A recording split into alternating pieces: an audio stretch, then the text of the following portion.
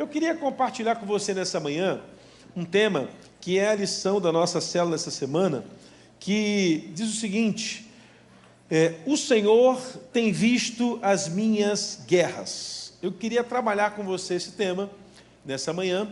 À noite, na volta do Retiro Jovem, vai estar vindo os jovens do Retiro, então a pregação vai ser com os jovens. Então essa mensagem da manhã a lição, não é a prática nossa, então culto da manhã e da noite a mensagem é a mesma, só que hoje, por conta da volta do Retiro, vai ser diferente. Queremos privilegiar a juventude.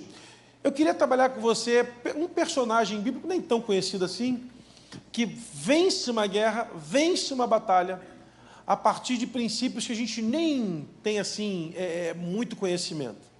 A gente, quando fala de um homem que matou um leão na Bíblia, a gente imediatamente aponta o nosso coração a Davi. A gente pensa, nossa, tem um homem na Bíblia que matou um leão. Toda criança vai dar um grito e vai dizer assim, Davi. É interessante que Davi não fora o único homem na Bíblia que matou um leão. Davi não foi o único homem na Bíblia que matou um leão. Além de Davi, tivemos Sansão, que também é um outro personagem famoso, que matou um leão, assim como Davi. E temos também um outro personagem, que é o de hoje, o Benaia, também matou um leão.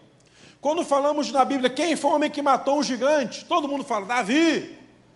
Realmente Davi era diferenciado. Mas além de Davi, Jonatas também matou um gigante. Não o nosso Jonatas aqui. O nosso Jonatas é jogador, profissional. Jogou no... Como é que é o nome do país que jogou lá? Bombay, Brunei, nem sabia que tinha. Mas jogou lá, profissional, o cara chicão. Jogou na China, uma benção. Não é o nosso Jonatas, é outro Jonatas. E também temos o mesmo Abissai, que também matou um gigante. Então você vai perceber que tem um cara na Bíblia que matou leão gigante, assim como Davi, ninguém sabe quem ele é. Esse mesmo cidadão que fez os mesmos feitos de Davi, e na verdade ele não matou só um, me parece que ele matou 3 gigantes. Quando eu olho para esse personagem, eu percebo que nem sempre você vai ser famoso com o que você faz. Nem sempre o seu nome vai estar na primeira página do jornal, na revista Caras, na revista da convenção. Ninguém talvez saiba.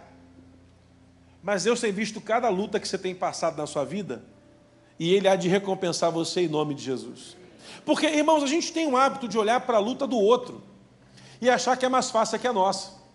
Ah, aquilo ali, fulano está bem, mas você não sabe a luta que foi para ele chegar onde ele chegou. Porque eu não sei se é só comigo, mas eu tenho uma impressão de que parece que as guerras que eu vivo são maiores do que a da pessoa que está do meu lado. Já percebeu que você olha assim para mim, meu Deus, as guerras que eu vivo parecem ser maiores do que a de qualquer outra aqui nesse espaço. Porque as guerras que eu vivo, elas batem no meu couro. Sou eu que tenho que vencê-las. Eu queria nessa manhã trazer uma palavra ao seu coração, de que o Senhor tem visto cada guerra que você tem passado. Você não está imune a passar por batalhas. Entretanto, você não está sozinho em nenhuma dessas guerras na sua trajetória, em nome de Jesus. Você pode dar um forte aplauso ao Senhor aí, dar um glória a Deus? O texto em questão, aumenta o retorno para mim aqui do teclado. O texto em questão é 2 Samuel, capítulo 23. 2 Samuel 23. O homem que vamos falar sobre a vida dele é Benaia. Diz assim a palavra do Senhor.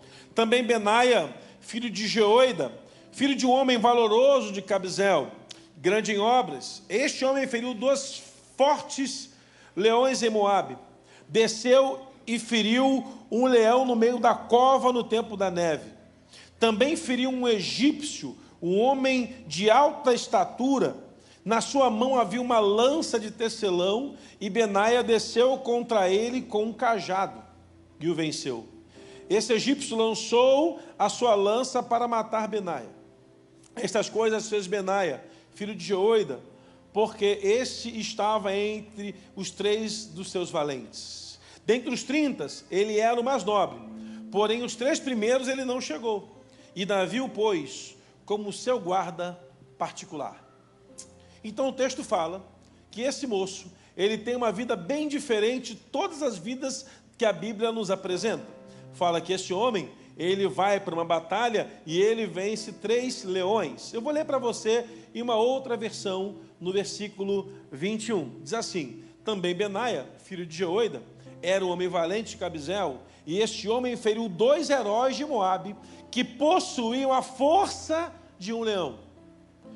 Se na versão revista e corrigida fala que ele venceu 2 leões, na Bíblia revista atualizada fala que ele venceu 2 homens, e esses 2 homens possuíam a força de um leão. Ou seja, esses homens eram homens que eram heróis de batalha. Deixa eu ler para você aqui numa outra versão da Bíblia, para que a gente possa ter aí mais um parâmetro sobre contra quem Benaia lutou. Fala assim: Benaia, filho de Jeoiada, era um corajoso soldado de Cabzeel, realizou grandes feitos. Esse homem matou os 2 melhores guerreiros de Moabe, reconhecidos eles como a força de um leão. Irmãos, então entenda que esse camarada não é um camarada comum. Ele não é um camarada que bate ponto de biometria em qualquer lugar. Ele não é um camarada que anda por aí de qualquer jeito. A Bíblia vai apontar para mim, para você, mostrando de que esse moço, ele, num determinado momento de uma batalha, ele vai para uma guerra e vence 2 gigantes, 2 heróis, que esses homens tinham a força, eram reconhecidos como a força de leões. Não é uma guerra comum. Na verdade, não é uma guerra proporcional. A primeira regra da luta é que as lutas acontecem a partir de pesos proporcionais. Então nós temos lá no boxe, eu quando era criança assistia boxe, na época do Mike Tyson, do Evander Holyfield e do Maguila também. Vocês estão rindo por quê? Maguila era o nosso campeão, depois teve o Popó. Então no boxe era mais ou menos assim, tinha o peso médio, peso leve, peso pena, peso médio ligeiro, peso pesado, que era o que a gente gostava. Eu não podia botar um cara com 130 quilos para lutar com um camarada de 65 quilos. A velocidade da luta dos de 60 quilos é muito maior, mas a potência do golpe de um homem de 130 quilos é muito maior.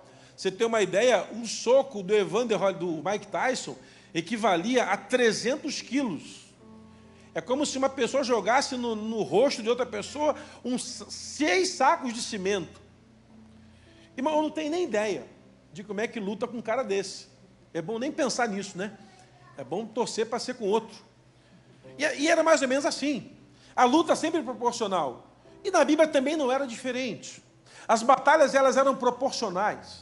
Quando 2 exércitos queriam guerrear entre eles, se ter uma batalha entre eles, para evitar sangue entre os exércitos, no acordo de que o exército derrotado serviria o exército vencedor, se colocava então o melhor soldado de lá para lutar com o melhor soldado daqui. Então, por exemplo, a gente pegava lá, olha, o soldado do exército desafiador, que tinha proporcionalmente o exército mais forte, vinha para a frente de batalha e, temos aqui um soldado e ele vai lutar contra o soldado de vocês. E assim vai ser. Naquele filme Troia, você vai perceber isso. Filme Troia, com aquele ator que parece muito comigo. Como é que é aquele cara? Que é lourinho? Leonardo DiCaprio não, Leonardo DiCaprio é outro. Como é que é? Assim, não parece, bem que você falou, bem que lembra, né? Assim... Gente, parece muito. Como é que é o nome dele mesmo? Como é que é? Esse aí, eu olho no espelho e me vejo. O Brad Pitt, ele vai para uma batalha, e aí Troia vai tentar ser invadida, e aí na história a gente vai ver isso, todo o exército grego se levanta para tomar Troia, e aí eles fazem lá um gigante paredão de soldados, e um arauto vem, tem um lá que quer lutar aqui. E do lado de Troia tinha o Heitor, que era o maior guerreiro que Troia teve. Campeão de guerra, cara poderoso. E ele desce para a guerra. Só que misturaram as histórias e botaram lá o Aquiles, que não tem nada a ver com o processo. E vai para a guerra, e ele vence, e aí Troia tem que se subjugar agora aos... E esse era o conceito. Porque não valia a pena um exército guerrear contra o outro, matar um monte de gente e não ter escravos. Então, como era mais produtivo? A gente coloca os 2 melhores para a guerra. Você vai ver que Davi acontece isso. E aí, o texto vai dizer que Golias se levanta lá e fala, vamos matar os hebreus, bota um soldado para lutar contra mim. Nós não sabemos o nome do soldado inimigo. Nós sabemos que Golias é um nome hebreu dado ao soldado. Os filisteus, ele tinha um nome, mas os hebreus chamavam ele de Golias, aquele que nos envergonha. aquele que nos desnuda. Então, durante 40 dias, o Golias, esse homem soldado, grandão, lá uns 2,80 metros de altura, forte, poderoso, com a espada na mão, dizendo, ó, eu quero só um homem para lutar comigo. E esse processo passam 40 dias e 40 noites. Toda hora, os filisteus estavam, cadê o soldado? Dentre o protocolo de guerra, se ninguém se apresentasse para a batalha, um homem tinha que descer para a guerra, e esse homem era o rei. Esse era o protocolo. Porque o rei não podia deixar seu exército ser envergonhado. Só que Saul tem a coroa, mas não tem a unção. Diga, Saul tem a coroa, mas não tem a unção. Deus do céu já ungiu Davi, mas não tem mais unção sobre Saul. Então, Saul, ele era um homem forte, vistoso. O texto fala que ele era alto, bonito, filho de pai rico. Irmã, já morreu, tira o olho, não dá mais para passar o zap dele. Já foi embora. E quando vai apresentar lá o texto, quando Samuel unge Saul, ele era um homem alto, bonito, forte, bom homem, pronto para a guerra. Homem que já havia vencido muitas batalhas, só que Saul não tem mais a unção. E Davi, que é o rei, mas não é o rei de fato, ele é o rei por unção, ele fala, vou vencer esse cara. O protocolo é esse. Davi o vence. E agora os filisteus com medo, porque viu um menino lá com seus 17 anos, franzino, matar um gigante. Irmão, imagina, matar um gigante com uma pedrada. O que esses caras não podem fazer com uma espada? A derrota de Golias é terapêutica para os hebreus. Porque os filisteus pensam assim, meu Deus, o rei mandou um menino matar o nosso maior vencedor, vamos fugir. E agora Israel, tomado de autoridade e poder, pega uma espada e vão atrás de filisteu, os escravizam e matam uma meia dúzia ainda. Benaia é esse homem, que está entre os valentes de Davi, já no final da sua carreira como rei. Lá no final da sua trajetória. Davi, ele tem lá uns 37, 32, sei lá, tem tantas teorias sobre o número, mas eu sei que tinha mais de 30 homens que eram soldados, que a Bíblia chama de os valentes de Davi. E no capítulo 23, o escritor de 2 Samuel, ele vai trazer honra a esses homens que serviram com Davi. Primeiro, ele apresenta o que Davi falou. E daqui a pouco ele vai falar, a partir do versículo 8, quem são os maiores valentes que Davi possuía. E ele começa a narrar nome a nome. Ele começa, ó, tem o Jabezão, ou José Bassebete, tem lá o Eleazar, tem o Samar, e ele vai falando um a um, e esses homens são homens extraordinários. São homens vitoriosos. São homens que, assim, carregam sobre eles uma autoridade para vencer o inimigo significativa. Mas quando chega em Benaia, eu tenho que parar para dar uma atenção a mais a esse moço. Porque dos anteriores, esses três principais, que eram o Eleazar, o José Bassebete e o Samar, que eram homens poderosos, dá-se muita ênfase a eles. Mas eu olho para esse homem chamado Benaia, esse homem que ele é valente, da terra de Cabzai, o seu pai é um homem valoroso. Esse moço, ele vai para uma guerra e ele fere 2 fortes guerreiros de Moabe, e esses 2 fortes guerreiros de Moabe são reconhecidos como força de leão. Deixa eu dar para você aqui um entendimento bíblico que você não é obrigado a saber, mas eu sou obrigado a ensinar. Funcionava assim: os heróis eram classificados pela sua força. Quando a tribo de Gade ia para a guerra, o que o texto fala sobre a tribo de Gade? Vocês estão lendo a Bíblia toda esse ano, amém? Então, o que a Bíblia fala sobre a tribo de Gade? Já passamos no texto. Vocês estão lendo nada, vocês estão me enrolando. A tribo de Gade diz o seguinte, que a tribo de Gade era a tribo mais valente que havia. Eram guerreiros poderosos. A Bíblia diz que eles tinham um rosto como de leões para a batalha. O menor homem da tribo de Gade valia por 100 guerreiros. E o maior homem da tribo de Gade valia por 1000 guerreiros. Você sabe o que é isso? Quando Israel ia para a guerra, os gaditas iam na frente da batalha. A geração de Gade era poderosa. Os homens tinham feição de leão, usavam uma couraça mais pesada, carregavam espadas mais pesadas, carregavam no brasão do seu escudo a figura de um leão, um capacete de bronze mais pesado. E quando eles iam para a guerra, era a tropa de elite. Meu Deus, chegaram os gaditas, vamos fugir. Então os homens eram classificados por sua força. E esses homens, quando o autor está dizendo, fala assim, eram heróis. Eles eram classificados como os homens mais poderosos que havia em Moabe. Herói. Todo mundo quando sabiam que eles iam para a guerra, venciam. E aí me aparece um camarada chamado Benaia, que vai lutar contra os dois. E o Benaia é um homem poderoso, ele é valoroso, porque ele não foge de guerras desproporcionais. Ele não está fugindo de guerra desproporcional. Ele pega a sua espada e vai para a guerra, porque ele sabe que ainda que o inimigo venha com toda a força contra ele, ele é um valente do exército do rei todo-poderoso. Numa atmosfera espiritual, isso fala comigo e fala com você, meu irmão. Entenda, as batalhas que você passa no dia de hoje, elas podem serem desproporcional aos seus olhos, mas a palavra do Senhor declara que o Senhor não vai enviar prova que você não possa suportar. É suportável e você vai vencer ao final.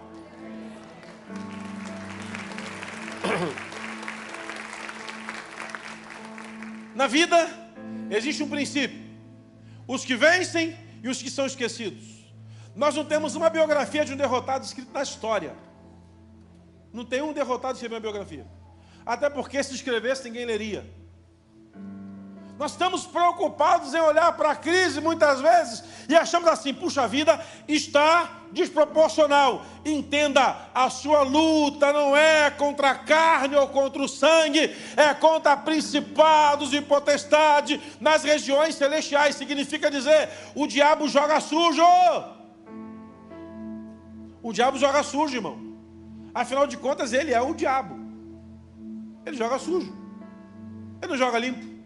Em toda a batalha que você passou até hoje, todas elas foram desproporcionais. Todas elas. E se a batalha for espiritual, a única vantagem que você tem é se você for cheio do Espírito Santo. Porque se você estiver vazio, você vai perdê-la. Por isso que a gente insiste que você ore, que você jejue, que você leia a Bíblia. Irmãos, está facinho na abertura desse ano. 3 capítulos por dia, está lá no aplicativo. Não tem mistério. Você passa mais tempo vendo rede social. Não tenho dúvida disso. Sabe qual é a questão aqui do Benaia? Ele está lá.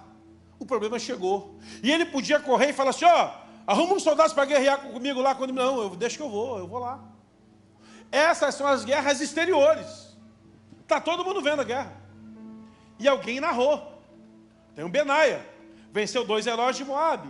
Não sei que condição venceu, mas venceu. É reconhecido pela sua vitória. Mas há um segundo estágio na vida de Benaia.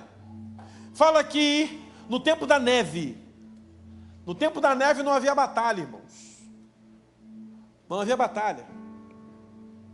Guerrear no meio da neve era muito perigoso. Então era tempo de paz. O período bíblico de batalha era sempre no período onde não havia neve, ou região onde não tinha neve. Por isso que se guerreava muito em deserto. Esse camarada, depois de vencer gigante, 2 homens poderosos, 2 heróis.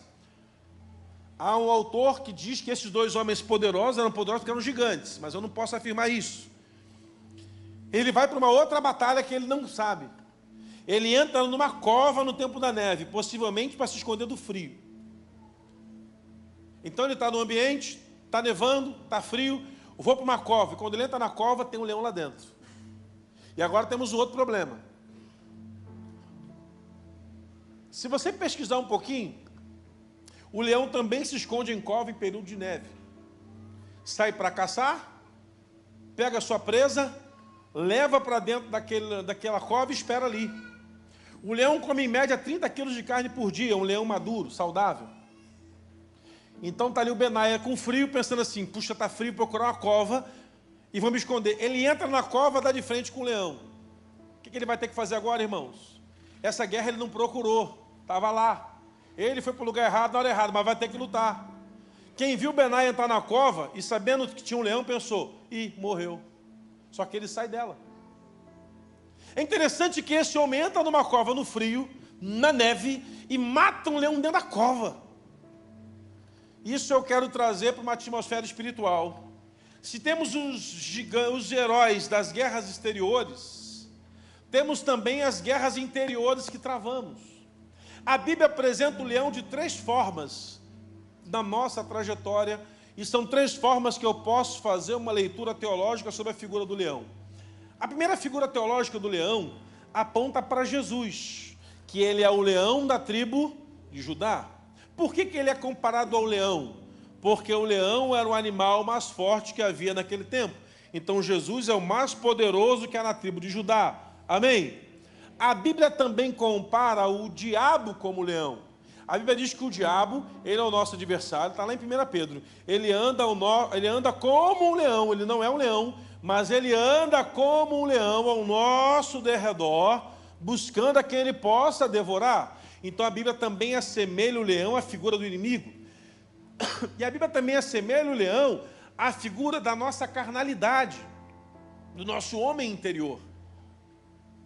Então nós podemos trazer esse paralelo de que o Benaia está no meio de uma cova matando um leão. Eu posso apontar para um tempo de crise interior que nós passamos, e essas são as maiores guerras que nós temos.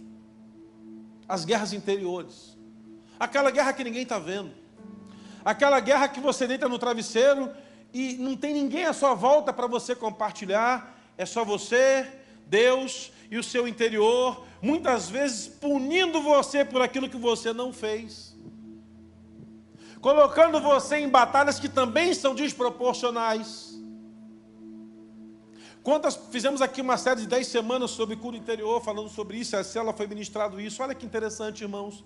Das maiores crises que nós carregamos na nossa alma, muitas delas, as maiores, não foram plantadas por nós, foram geradas em família.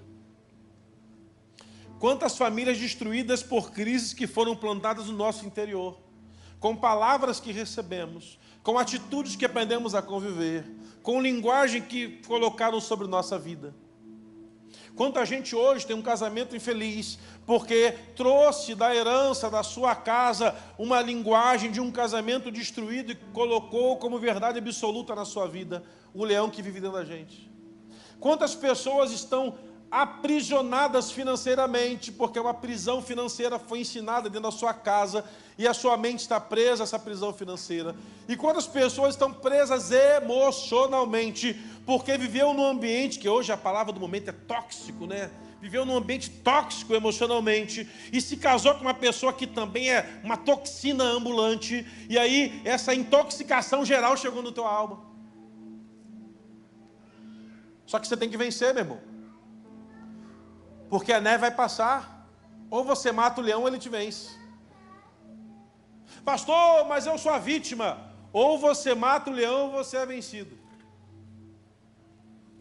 Porque o diabo não cumpre regras. É interessante que o Benaia desce onde o leão estava. Me parece que ele chegou e pensou, aqui só tem espaço para um. Ou eu ou o leão. Ou eu mato o leão ou ele me mata. Tem que tomar uma decisão.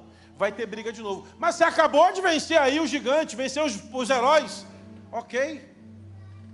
Eu tenho aprendido, irmãos, uma coisa. Que a luta que eu não venço hoje, ela volta amanhã. O inimigo que eu não derrubo hoje, ele se levanta amanhã na minha vida. A luta que você não vence hoje, ela volta amanhã. E se você venceu, ela voltou porque não acabou ainda. Tem a segunda fase.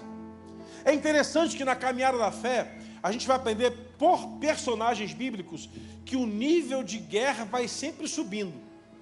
Você vai perceber que o nível de guerra do camarada começou no estágio. Vou usar Davi como exemplo. Ele primeiro mata o leão. Depois Davi mata o urso. Depois Davi mata o gigante. Depois Davi tem que matar a seu homem interior para não matar o rei de Saul. E o Saul morre. Agora Davi está matando exércitos. O que levou Davi a ser um herói de batalha não foi matar o seu primeiro exército, foi matar o leão que ninguém estava vendo, foi matar o urso que ninguém botou uma foto e postou no Insta. É lá, quando ninguém está vendo, que Deus está estagiando você para alcançar batalhas ainda maiores. Ah, pastor, lá na minha empresa, não é diferente, meu irmão. Você começou lá, só se você foi herdeiro, aí mudou muita coisa, mas se não foi herdeiro, foi no pau. Começou ali, empreendendo nesse país onde a carga tributária, Jesus está vendo? Onde você fica naquela assim, ou eu pago imposto ou eu pago funcionário. Esse é o país que a gente vive, vamos ter que matar esse leão também. Agora pensa comigo. Você quando começou na sua trajetória lá, a vida te leva a crescimentos a partir de estágios. Eu não queria usar esse exemplo, mas não consigo encontrar outro. É igual o videogame. Você que joga o videogame, graças a Deus os homens aqui não jogam videogame, só os meninos. Amém, mulheres? Peguei, hein? Eu vou orar para começar a queimar os PlayStation dos maridos aí. Mulher, se vista de controle remoto. Bote uma camisa de controle remoto. Entendeu? De videogame, pelo amor de Deus. Que ele vai parar com esse jogo aí na madrugada, em nome de Jesus. No videogame, o princípio é o seguinte: você começa a lutar com os mais fracos. Quando eu era criança eu jogava. Mais fracos, até que você chegava o poderosão para vencê-lo. Que negócio idiota, né? Mas na caminhada da fé não é diferente. Deus não vai permitir que você comece batalhas que você não pode alcançá-la. O problema é que você vem fugindo de guerras, fugindo de lutas, fugindo de batalhas, se esquivando do que você tem que resolver. E aí você vai acumulando. É aquele ditado popular que nós temos que matar um leão todo dia. Irmãos, eu aprendi uma coisa: eu estou matando o leão filhote, que é mais fácil. Fala a verdade, o leão filhote é mais fácil de matar. Então você já mata o leão no início. Olha o desafio do Benaia. Ele entra numa cova, tem um leão, é ele ou o leão, vamos vencer. Procure socorro para a sua alma. Se você está aprisionado numa cova e tem um leão te circulando. Vemos um outro, esse Benaia mata o leão na espada. O Davi agarra o leão pela barba, tira a ovelha da boca e mata o leão. Mas quando eu olho para Daniel, que é colocado numa mesma cova com o leão, Daniel mata leão coração, meu irmão. Daniel está numa cova, o rei Dario falou, pode botar na cova, colocou na cova, fechou a tampa. Daniel entrou na cova, o leão já pensou, é hoje, carne boa. Daniel se alimentava de legume e verdura, era um cara saudável. Os leões começaram a se mover. E aí Luiz Wagner, capítulo 19, versículo 7, diz assim: e aí o anjo do Senhor desceu na cova e falou, leões, olhem para mim. O leão olha, por não, seu anjo, jejum essa noite. Aí o leão fala assim, puxa vida, o cara está facinho, é isso? Aí o leão vai para o canto e dorme. E aí o Senhor fala que de manhã o rei passou a noite toda no palácio e não consegue dormir. Daniel passou a noite toda na cova e dormiu. Que dá para entender isso? O rei está deitado na melhor cama, no melhor palácio, passa a noite acordado pensando, essa hora Daniel já foi triturado. Só que quando o rei levanta, ele chega na porta, manda abrir a cova e o rei faz algo interessante, fala, Daniel, servo do Altíssimo, estou aqui, meu rei. Está vivo, é? Você não está me chamando? Estou. Daniel sai da cova. Aí o rei fala, porque Deus livrou Daniel, pega os adversários e coloca os adversários na cova. Aí o anjo volta, fala, agora povo, está liberado o jejum, porque foram fiel, pode comer essa turma toda aí. Irmão, como é bom ser fiel, né? Eles ficaram no jejum por não comer um e comeram dezenas. Volta para a seriedade. Daniel é colocado numa cova. E a única arma que o Daniel tem é uma consagração que ele leva a Deus. De vez em quando, irmãos, você vai ser colocado em covas. E a única ferramenta que vai você sair de lá é o teu histórico que você construiu de tempo com Deus. A cova pode ser de leões. A cova pode ser uma enfermidade que bateu na tua porta e você não sabe o que fazer. Pode ser uma crise financeira no seu negócio. A cova pode ser uma crise no seu ministério, no seu chamado, até uma crise na sua identidade em filho de Deus. Só que uma coisa é fato. Quando eu aprendo a ter um tempo em que eu consagro meu coração ao Senhor, vai vir um leão, 2 leões, vai vir uma quantidade gigantesca de leões que virão contra a minha vida. Mas eu só tenho uma certeza, o Deus que me chamou, me separou e me ungiu, Ele vai estar comigo no momento mais difícil da minha trajetória. Quando eu olho para esse homem chamado Benaia, que desce numa cova no tempo da neve, encontra o leão, ele pensou, a guerra não para, ele fala, não parou ainda, continua, meu filho. Deus está querendo promover alguém, e para Deus promover o Benaia, ele tem que vencer leão. Só que passa o leão. E se você consegue vencer aquilo que aprisiona a tua alma, você consegue ter um coração menos atribulado na sua trajetória. Irmãos, eu conheço pessoas que carregam marcas da sua infância e não querem tocar no assunto. Eu atendo gabinete 1 trilhão aí por ano, e a gente vê aí, a gente que faz gabinete sabe, a gente encontra, a gente fala assim, vamos mexer nesse assunto. Não, na família não. Eu atendi uma moça uma vez que queria cometer suicídio. E aí, irmãos, foi um negócio complicado, demônio para todo lado. Eu estava num casamento, irmão, eu estava num casamento. Aí a zeladora ligou, pastor, dá para o senhor vir aqui na igreja? Porque tem uma moça aqui que está endemoniada e está quebrando tudo aqui. Se o senhor não chegar a tempo, vai demolir o prédio. E só tinha gente, assim, inexperiente na área de libertação. Aí eu falei, Vivian, me leva lá. Aí Vivian me levou lá. Essa moça era soro positivo, tinha a sua sexualidade de uma forma diferente do tradicional, aprisionada por uma crise absurda. Chegamos lá, orei com ela, e ela ficou bem, sentou lá, tomou uma água, começamos a conversar, tinha umas 4 pessoas juntos, começamos a conversar, e apresentei Jesus para ela, e ela assim, eu quero Jesus, aleluia, todo mundo se abraçou, glória a Deus, que bom, você vai confessar agora que Jesus é poderoso, eu vou mudar dessa vida, eu vou ficar com Jesus, e eu ainda vou ser curada. Pode, claro, é possível, Jesus faz milagre, Ele cura tudo que puder, não está na Bíblia que Ele não pode curar, cura tudo. Vamos orar? Vamos, ora assim comigo, Senhor, meu Pai. Ela travou no Pai. Não dá para ser só Senhor? Não, porque Ele é Pai. Não, Pai não quero. Se Deus é Pai, eu não quero. Olha, por quê? Ela, porque você não conheceu meu pai. Eu falei, eu também não. Nem o seu, nem o meu também. E ela começou a contar o que o pai dela fez para ela. E ao que ela contava, todos nós começamos a chorar por que aquela moça passou. Eu falei, isso foi quando? Semana passada? Não, tem 30 anos. E você está com 40, carregando há 30 anos essa dor, e não quer tratar agora? Não. Você está diante do Pai Eterno, que tem poder para restaurar você por completa e por inteira. Ele está nesse ambiente. Você vai sair daqui restaurada e curada no poder do nome de Jesus. E o Pai Celeste vai tocar em você. Não, se é pai, eu não quero, eu vou embora. E essa moça foi embora. E o que é pior, estava sempre no culto. E os demônios que atormentavam ela sempre vinham junto. E o que é pior, irmão, dava canseira na gente. Até que um dia eu falei, não, chega, tranca ela no gabinete aqui. Vamos fazer de novo. Indiquei para o psicólogo, para o terapeuta, psiquiatra, psicopedagogo, o que você quiser. Fala, ajuda essa moça. Eu fiquei pensando, irmãos, como tem pessoas que estão aprisionadas em covas há tanto tempo. E a vida dela gira e ela volta para a cova. Ela gira e volta para a cova. O leão interior que ruge contrário àquilo que Deus tem para a sua vida, lhe mantém aprisionado e ela é uma presa fácil. Só que o Benaia, ele nos mostra que ele entrou na cova, venceu o leão e saiu dela. Uau, o cara venceu, saiu. Quem está de fora está vendo, olha, essa pessoa carregava uma vida amargurada, triste, aprisionada, prisioneiro a tantos medicamentos que estão agarrados a ela, quando na verdade se ela liberasse perdão, estava tudo certo.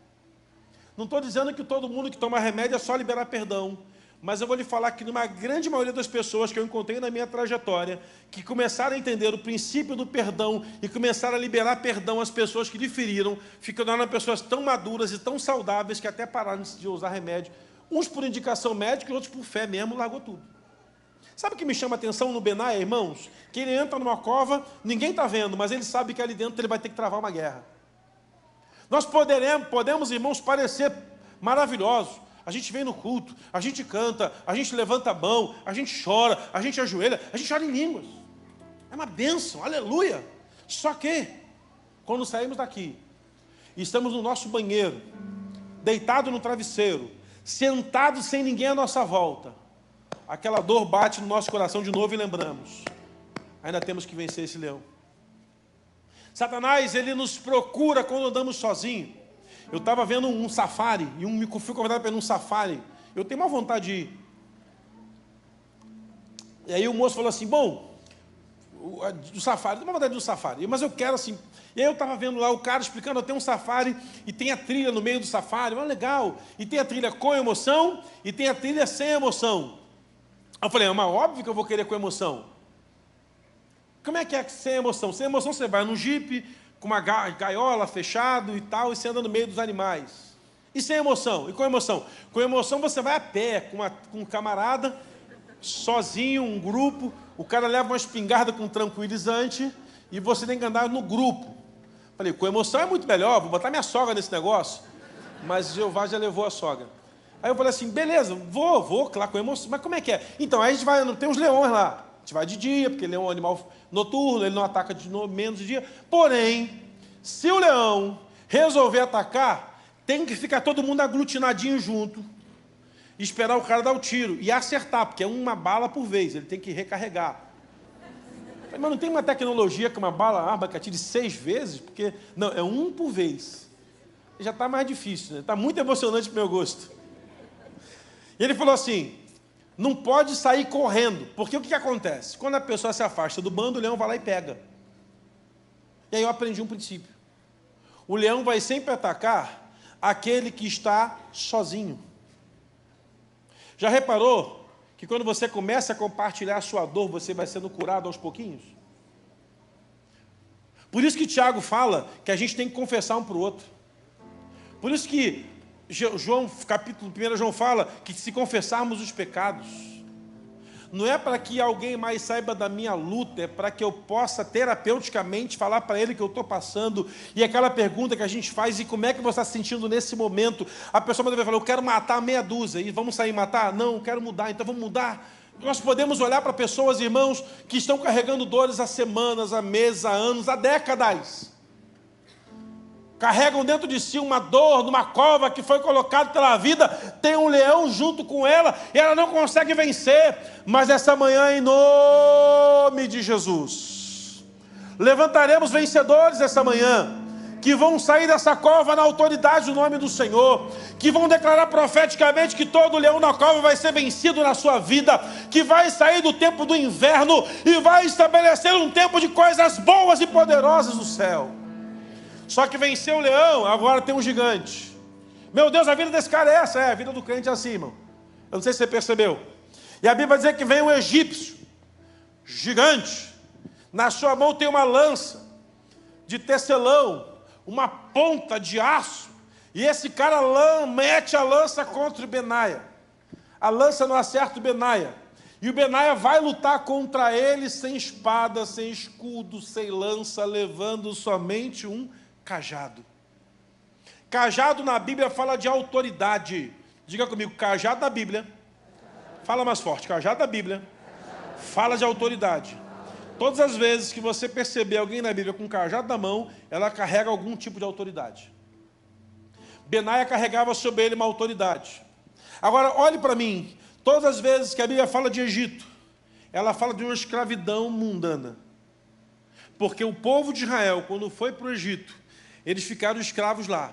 E uma linguagem do evangeliquez é essa, fulano está no Egito. Ele voltou para o Egito. Quando Israel passou a primeira guerra no deserto, resolveram voltar para o Egito e queriam levantar um líder para levá-los de volta.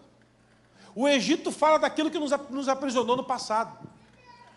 E só vencemos a força do Egito ou do passado, e aqui no caso é um gigante, quando temos a autoridade sobre a nossa vida. Você precisa carregar o cajado da autoridade sobre a sua vida. Você não pode mais titubear entre dois senhores. Ou você é 100% de Deus, ou não tem jeito. É como aquela história do moço que estava sob o muro. De um lado o inferno, do outro o céu.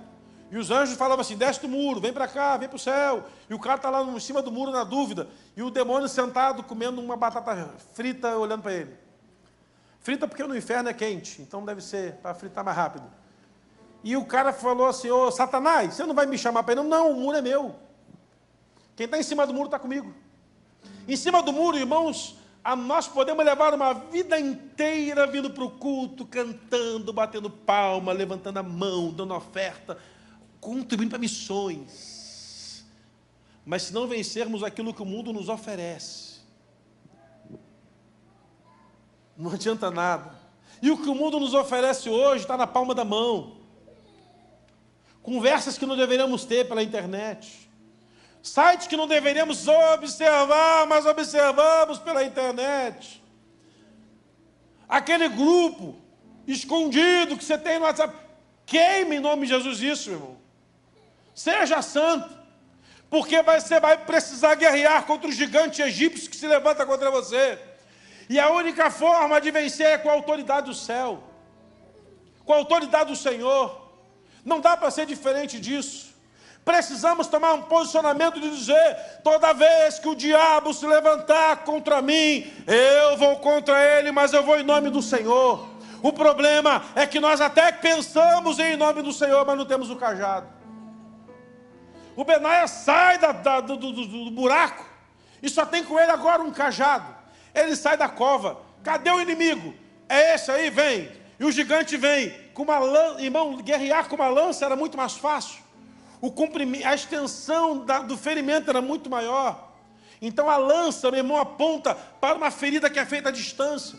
O inimigo não precisava ter uma luta tão próxima, tão perto. Então era de longe. E esse homem tem só um cajado. Todo mundo vai olhar para ele e dizer: mas com um cajado não vence homem com a lança. Não tem lógica. O homem com um cajado não vai vencer um homem com uma lança. O problema é que o cajado está travestido de uma autoridade de Deus sobre a vida dele. Irmão, uma coisa que o diabo não é burro.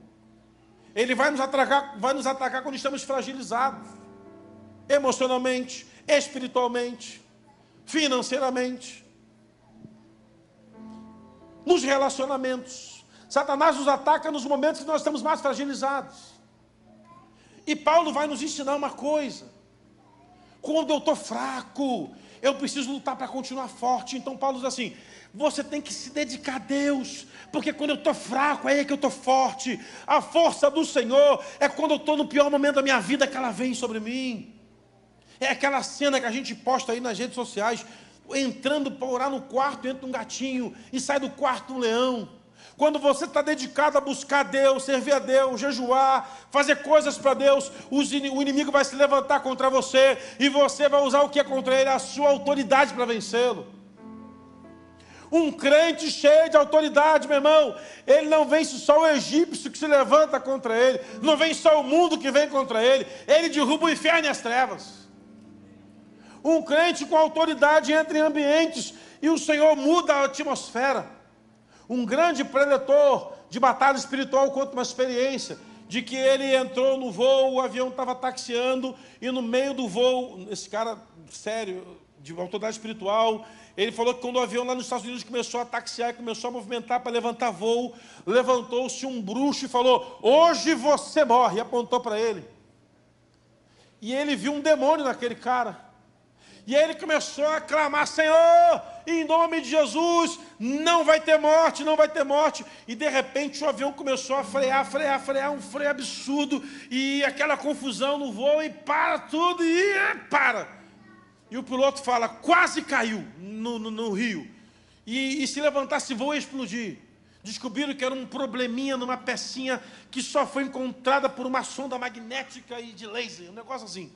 E ele falou assim, aí o cara cai endemoniado dentro do avião, e ele olha pelo cara, e o Satanás fala: nós estamos fazendo tudo para matar você há 10 anos. Mas um homem cheio de autoridade, irmãos, não vai apenas salvar a sua vida, mas salvou ele todo aquele voo. Ele ministrou sobre aquele moço que foi liberto, se converteu, e estava ele, o moço, ministrando sobre esse dia, num congresso, falando sobre isso. Nesse momento que o diabo se levantou para destruir, o que me manteve de pé foi a autoridade. E você muitas vezes foi assim, não foi diferente. Mas sabe qual é o problema? Nós estamos cheios de autoridade hoje, mas amanhã titubeamos. Transitamos entre a fé e entre a santidade e o profano. Transitamos entre a certeza e a dúvida, entre a coragem e o medo, entre a convicção de que o céu vai se mover e a dúvida se a terra vai permitir. Quando eu olho para esse homem que vence de novo esse valente, eu penso: meu Deus, que esse cara é diferente demais. E a Bíblia vai dizer então que depois que ele vence esse egípcio gigante, o Davi o chama e fala: não, você não é homem comum, você vai ser um guarda particular meu. Davi pega esse moço e coloca ele de guarda particular do seu palácio. Intimidade com o rei. Davi morre. E aí agora, Salomão assume o trono. E ele fala o seguinte: não, o Benaia é muito mais do que um soldado para tomar conta do palácio do rei. Ele vai ser o meu capitão de batalha. E ele se torna o capitão dos exércitos do rei Salomão. Sabe o que é isso? Deus olhou para a guerra que esse moço passa, desde os primeiros inimigos que eram heróis de Moabe, até ele vencer o gigante egípcio, falou, está na hora de uma promoção para a sua vida. Eu quero profetizar que está na hora de uma promoção para mim e para a sua vida, em nome de Jesus. Temos vencido batalhas que ninguém está vendo, mas nessa manhã, na autoridade do nome de Jesus, Deus vai levar o nível da nossa batalha, Deus vai levar o nível da nossa guerra, e também vai levar o nível da nossa recompensa, porque, irmão, não está fácil, né, irmão? Não está fácil, hein? Eu não sei você, mas tem dia que eu penso assim, não vai dar uma trégua na hora de dormir, não? Só para dormir mais tranquilo? Eu estava orando com uma pessoa uma vez, falou, pastor, um negócio é impressionante. Eu passo o dia inteiro numa batalha que eu estou vivendo, e quando eu vou dormir eu sonho com a batalha. Eu falei, rapaz, mas que coisa, hein? Que benção, hein? E na batalha, sempre que eu vou vencer eu acordo. Falei, quer um conselho? Dorme mais não. Ou se dormir, dorme mais um pouquinho depois. Eu não sei você, mas os meus sonhos são assim, um cavalo que voa, mas meu sonho não tem nenhum sentido. Eu durmo, sonho com uma barata que dirige um helicóptero, o meu sonho não tem nada a ver com nada. Mas tem gente que sonha coisas espirituais. Deus já falou comigo em sonhos, e acredito nisso. Mas comigo é sempre assim, mas tem gente que é mais sensível para isso, e sonha com coisas assim. Meu sonho é tudo aleatório. É um bezerro fazendo churrasco. Meus sonhos são assim, eu não tenho nada com nada. Mas quando eu sou um negócio que eu lembro, eu levo a sério. E aí eu tive um sonho, irmãos. Olha o sonho que eu tive uma vez. Eu estava passando uma guerra gigante. E eu sonhei que eu estava na quadra da igreja, tinha uma quadra poliesportiva lá no Rio, e estava na quadra, e estávamos pintando o chão da quadra para botar vôlei, porque eu não tinha vôlei ainda, só tinha futebol de salão, e eu sonhei que entrava um demônio com chicote, um homem que era um demônio com chicote. Esse homem era muito forte, muito saradão, assim, tipo aqueles bombadão da academia, tá pago, não olha para não constranger, não olha para não constranger. Já viu aqueles caras que vão para a academia aí, tá pago? Para com isso, irmão, para com essa exibição toda. Deixa só tua mulher ver você pagando as coisas para ela, está tudo certo. E aí ele entrava lá, e estava todo mundo ali, e só quem via ele era eu e a líder da intercessão, mas ninguém via. Ela só está vendo, pastor? E quando eu chegava perto, o chicote que ele batia em mim, me machucava muito, e acertava um monte de gente à minha volta. E aí eu falo assim, o negócio é tirar o chicote da mão dele, né? Eu garrei no chicote, e começou a sangrar minha mão muito. E aí o pessoal viu, começou todo mundo a orar ali, e eu acordei, irmão, com o coração acelerado, assim, uma taquicardia gigante, suado, orando em voz alta. Minha mulher, quando dorme, parece que ela entrou num estado de hibernação, ela deita, e se tirar a cama, ela continua dormindo. Então, não é um negócio assim, que eu nunca vi, um negócio tão perfeito. Boa noite, foi, vive, já foi, embora. Você tira da cama, coloca ela e tira a cama, ela não percebe, está dando tranquilo. Vanessa igual o Vinícius é igual a mim, acorda por qualquer coisa. Se o gato pular no telhado, eu acordo. E nesse momento que eu estava ali acordado assim, levantei da cama e fui para uma sala, um quarto que eu tinha de oração lá. E na época eu não tinha WhatsApp. Eu mandei um monte de mensagem de texto para os intercessores, ora aí que eu estou tendo uma batalha aqui, ora aí e tal, pá. E o pessoal respondeu. Naquela semana, eu tinha ganho um kit de DVD de pregação do pastor Marco Feliciano. E eu estava assistindo, no carro que eu tinha um DVDzinho, eu colocava lá o DVD para assistir. E ele estava contando a experiência que ele teve na África, de um demônio que se levantava com um chicote. Eu falei, opa, é o mesmo meu, é o mesmo que me perturbou. E ele falou assim, esse demônio que se levanta com chicote, ele vem para roubar a autoridade. E só consegue ver quem caminha debaixo de um propósito de autoridade. O que eu fiz? Pronto. Parei, fui para casa, chamei o povo do ensino, vamos montar um material sobre a autoridade na vida do crente. Você se revestiu de poder de Deus. E começamos a estudar sobre isso. 2 meses depois estava pronta a classe, estamos estudando. O intercessor tem que fazer, o louvor tem que fazer. E aí, irmãos, foi um negócio tão sobrenatural. A autoridade que as pessoas ministravam louvor e oravam foi algo que eu nunca vivi antes. A atmosfera era outra. E eu descobri uma coisa. Satanás coloca as batalhas da nossa vida, só quer roubar o cajado. Ele só quer roubar o cajado. O diabo só quer negociar levando a nossa autoridade embora. Porque um crente sem autoridade, irmãos, ele é uma presa fácil. Ele cai e ainda leva outros com ele. A única coisa que o inimigo quer é roubar o que Deus confiou na sua mão. Você tem autoridade para orar? Então você tem que orar cada vez mais. Você tem autoridade para ministrar louvor? Que você seja o melhor e mais forte nisso. Você tem autoridade para ensinar? Que você ensine debaixo do poder da cruz. Você tem autoridade para servir as pessoas? Sirva com autoridade. Você tem autoridade para ministrar a palavra? Pregue com autoridade. Carregue com você a autoridade. A única coisa que o inimigo quer arrancar é o cajado. Benaia podia abandonar o cajado para tomar a lança para si, mas a vitória desse homem não foi com a lança, foi com o cajado. Deus vai te dar a vitória a partir da autoridade que você carrega. E eu queria orar com você nessa manhã. Eu queria orar com você que está vivendo lutas desproporcionais, externas. Eu quero orar com você que está tendo lutas desproporcionais internas. Eu quero orar com você que passa por guerra e o diabo quer roubar a única coisa que você tem para entregar para Deus, que é um culto agradável. Eu quero orar por isso. Essa manhã é uma manhã de libertação e liberação no mundo espiritual, para que você jamais fique preso àquilo que o inimigo tem tentado plantar contra a sua vida. E em nome de Jesus, nessa manhã, você vai sair daqui o melhor crente, o melhor ofertante, o melhor intercessor, o melhor levita, o melhor servo na casa do Pai, porque a autoridade vai ser reintegrada à sua vida nessa manhã em nome de Jesus. Você pode se colocar de pé, vamos orar por isso.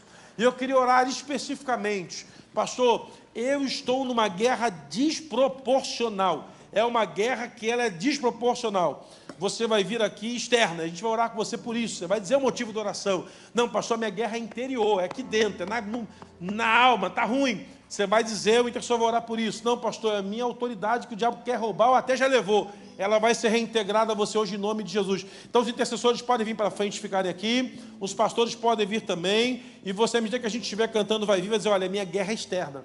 Não, a minha guerra é interna. O diabo está tentando levar minha autoridade, mas hoje Deus vai me promover, me colocar nos lugares altos e vai estabelecer um novo tempo na minha vida em nome de Jesus. Amém? Você pode carinhosamente sair do seu lugar e vir até aqui. Vamos orar com você. Diga o motivo da sua luta, que eu não sei qual é. A gente vai orar com você, vai ungir você, e você vai sair daqui hoje num novo tempo, numa nova fase. Se a guerra é externa, declare isso. Se a guerra é interior, declare isso. Se o inimigo está tentando arrancar esse cajado de você, declare isso. Hoje é um dia de libertação do céu na terra, em nome de Jesus. Vamos cantar? Em nome de Jesus, vamos adorar o Senhor. Enquanto a gente adora, os intercessores podem orar.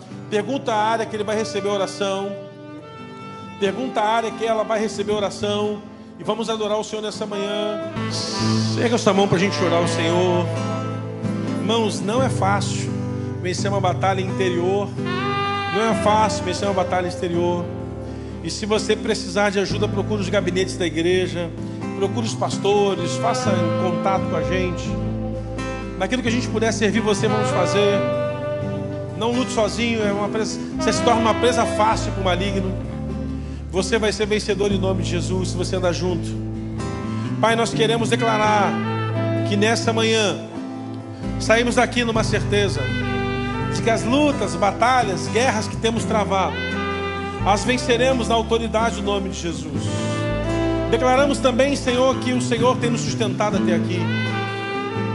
E só o fato de virmos ao teu altar, Pai, colocar o nosso coração, declaramos pela fé de que as amarras que o diabo tem tentado de alguma forma nos prender já caíram por terra em nome de Jesus. E sairemos aqui, Pai, na força do leão da tribo de Judá, naquele que tem domínio sobre todas as coisas, para vencer qualquer armadilha que o inimigo tem tentado plantar na nossa vida. E declaramos, Pai, que somos vitoriosos no céu nesse tempo, e que Satanás não terá oportunidade, não terá vez na nossa vida, em nome de Jesus, porque carregamos a autoridade do céu na nossa caminhada, para a glória do teu nome. Nós declaramos isso, em nome de Jesus. Dê um forte aplauso ao Senhor.